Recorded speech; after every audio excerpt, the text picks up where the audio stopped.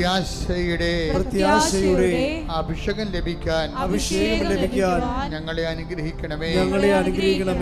ഞങ്ങളുടെ ജീവിതത്തില് അങ്ങയുടെ തിരുസന്നിധിയിൽ വെച്ചിട്ടുള്ള വിഷയങ്ങള് അങ്ങയുടെ കാലത്ത് നടക്കുന്നത് വരെ പ്രത്യാശയോടെ ജീവിക്കുവാൻ ഞങ്ങൾക്ക് ദൈവസ്നേഹം സ്നിഗ്ധമായ പ്രത്യാശയാൽ അഭിഷേകം ചെയ്യണമേ.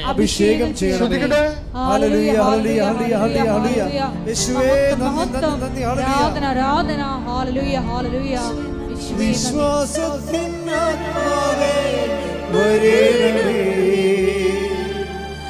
ആശ്വാസത്തിൻ ആത്മാവേ വരേണമേ, വിശ്വാസത്തിൻ ആത്മാവേ വരേണമേ, ആശ്വാസത്തിൻ ആത്മാവേ വരേണമേ, പരിശുദ്ധാത്മാവേ പാവനാത്മാവേ നിന്റെ ഹൃദയത്തിൽ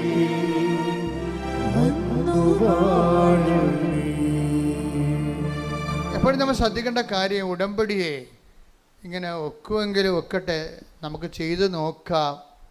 നിങ്ങൾ അങ്ങനെ ഒരു അംബിഗസ് ഹൈപ്പോത്തറ്റിക്കലായിട്ട് ഒരു സാങ്കല്പികമായിട്ട് ചെയ്യുമ്പോഴാണ് നിങ്ങൾ ശരിക്കും ഉടമ്പടി എടുത്ത് പണി മേടിക്കുന്നത്. കാര്യം എന്താണ്? നിങ്ങൾ ദൈവത്തെ പരീക്ഷിക്കുകയാണ്. ചില ആൾക്കാരെന്ത് ചെയ്യും?